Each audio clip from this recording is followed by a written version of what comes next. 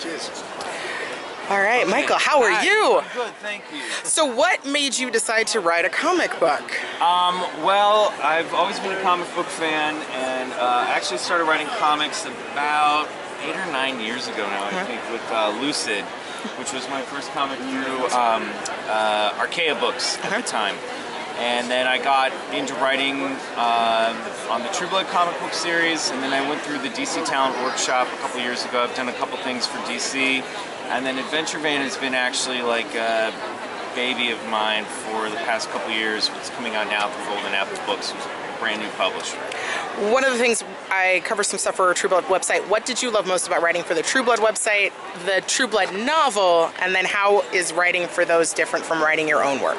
Well, I only wrote for the True Blood comic book, so that was great, and it was cool. It gave me an opportunity to write in, or talk in the voices of other characters that I didn't get to play on the show, but were a fan of, you know. But it's tricky, it's tough. In that situation, you're writing someone else's characters that they've created. You're sort of restrained by the constraints of the storylines that are happening on the TV show.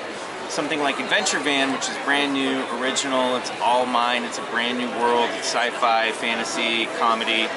That's something that I really get to do whatever I want to do with it, and that's what's most exciting about me about doing something creative. So, give us a brief runtime about Adventure Van for anybody who might want to pick it up in a month. Yeah, so it's about a guy named Corey Biggs who grew up in Kansas, a lot like myself, and he discovers that his uncle's sci-fi fantasy novel, Twilight on Bravos, is actually a true story, and he's the long-lost prince of a fantasy kingdom in a different dimension.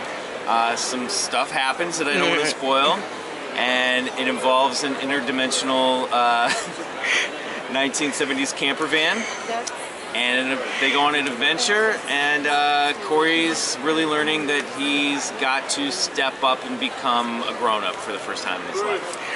One of the other things that I write for, sometimes we cover a lot of strong female characters. Is there, if he's a long-lost prince, I'm assuming there's a princess that he is supposed to marry, perhaps? There might be. That's something, part of what I want to do with Adventure Van is take some of these fantasy and sci-fi motifs and twist them a little bit.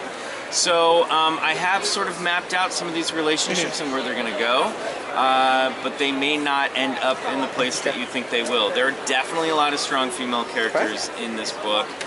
His best friend Katie is a fangirl of his uncle's book, and she knows more about the world that they're about to go into than Corey even does. And I'm very excited about where her character is going to go, and there are a lot of badass women on the other side of the dimensional rift in the land of Bravos that they're going to meet, but I don't want to say too much. No, I get it. You've got a month. How far ahead in writing are you right now? I have completed the first 5 scripts, which is sort of the first season of the comic book. Golden Apple's a brand new publisher, so we're doing 5 first, and then if it does well, which I actually think it will, we have plans to do seasons 2 and beyond. My goal is to do, I'd love to do like 100 issues total. So for fans of yours from True Blood or Crazy Ex-Girlfriend, what is similar or what's totally different about this comic from what they've seen you or known of you before? I think it's something that's written most in my voice than anything I've written before, which I'm really excited about. I think Crazy Ex-Girlfriend fans will be excited about it. I'm getting into, again, one of the things I've wanted to do with the show is that there's strong characters and character development, and the relationships are really important. When we meet the main characters, Corey, his friend Katie, and Billy, they're at a moment in their lives where they've grown up together, but they're starting to drift apart, and they're starting to question their relationships and their friendships, and they all have something internally going on with them.